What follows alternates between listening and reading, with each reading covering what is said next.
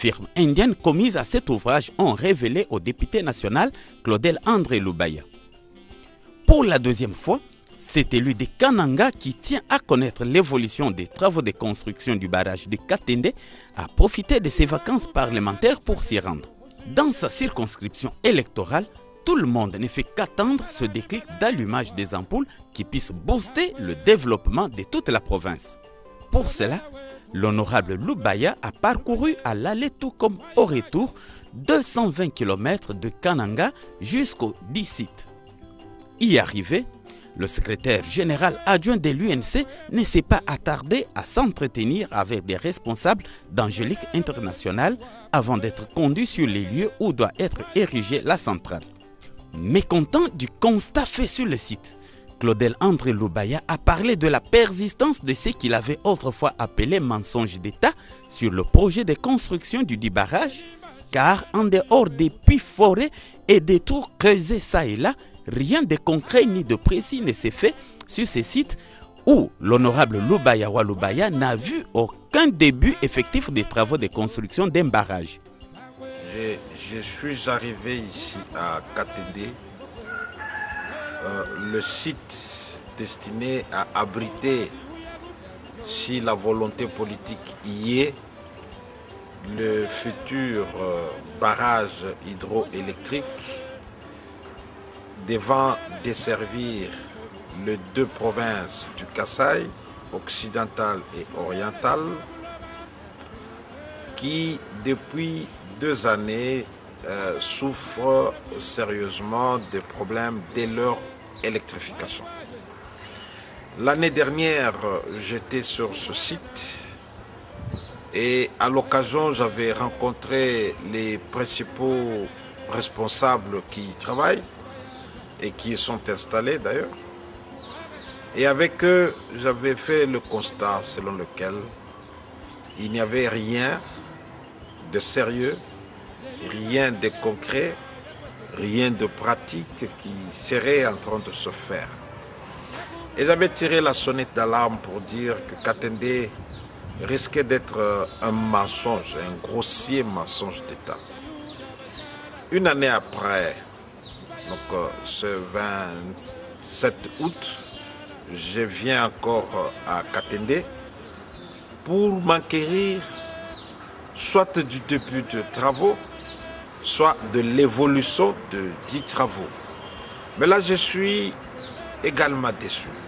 Je suis encore déçu dans la mesure où, en arrivant sur le site, je me suis rendu compte qu'en fait, les travaux proprement dits de construction du barrage, de construction de la centrale, de mise en place du chantier, ces travaux n'ont pas encore été démarrés, ils n'ont pas encore été entamés et ils n'ont pas encore été effectués.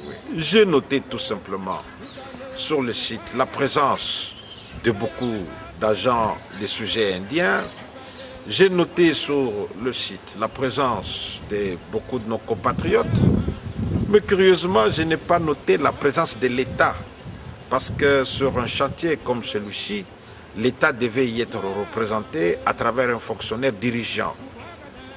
Ce fonctionnaire dirigeant n'est pas sur le site et ça pose quand même problème. Ça montre que quelque part, l'État lui-même n'est pas encore totalement engagé pour le début effectif des travaux de construction du barrage de Katende.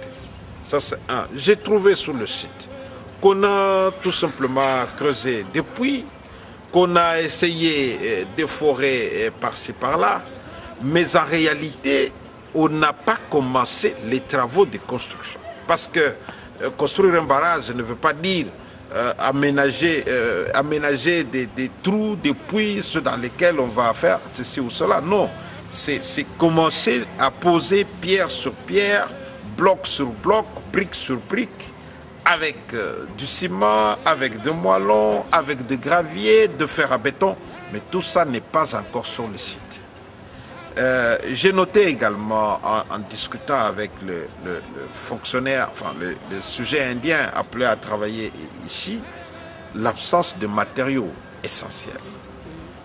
Et d'après eux, ces matériaux seraient bloqués tantôt en gare de Lubumbashi, tantôt à Kinshasa, tantôt à Kigali, tantôt en Inde même, et ils attendent que ces matériaux leur soient livrés. Ça c'est un. Ces agents me font part également de l'absence de matériaux élémentaires, pour commencer même ne fût-ce que l'excavation, c'est-à-dire les explosifs, qui doivent venir de Lubumbashi et qui ne sont jamais arrivés sur le site. Conséquence, les travaux, 6 travaux devaient y avoir, n'ont pas commencé et n'ont jamais démarré. 3, j'ai noté de la part de sujets indiens qui sont appelés à travailler sur le site, leurs préoccupations en ce qui concerne les matériels essentiels, les engins roulants. Ces matériels roulants se trouvent encore à l'étranger et n'ont pas encore été transportés sur le site. Mais aussi, ils ont posé un problème. Même si ces matériels venaient à leur être livrés, ils devraient passer par la gare de Tchimboulou et de Tchimboulou être acheminés sur le site. Or, il n'y a pas de route. Et le gouvernement s'était engagé à aménager cette route de 40 ou 50 km. Non seulement l'aménager, mais aussi la bétonner. Parce que les matériels qui devraient y passer, c'est des engins lourds. Ils ont besoin d'une route en solide pour pouvoir passer. Mais aussi, il y a un pont à jeter.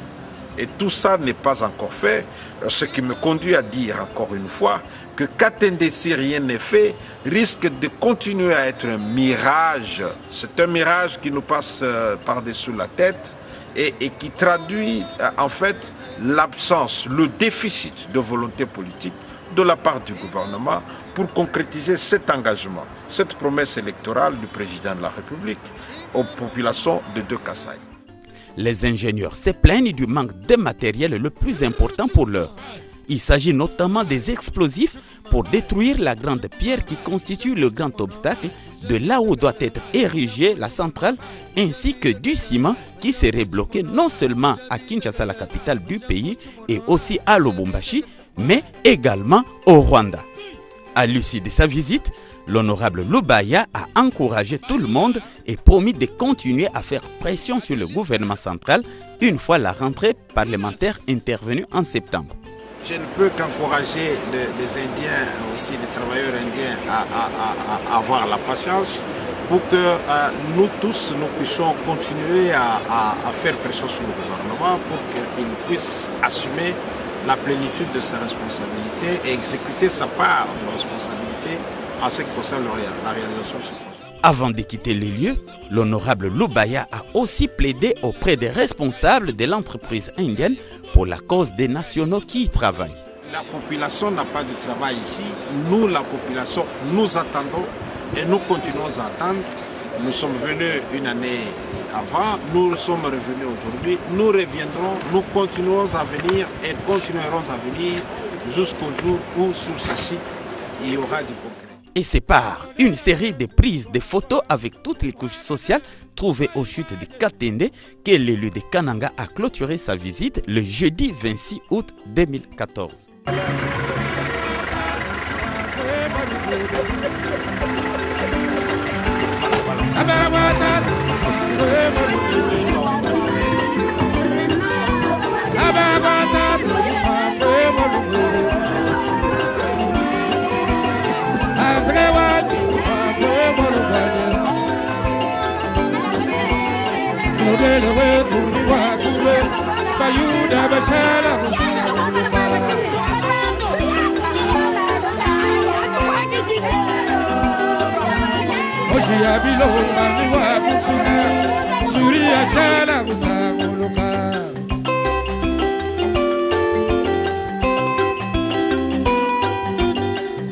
Bilomba ni wakule, rubaye, taiwaye, shena na bimbe.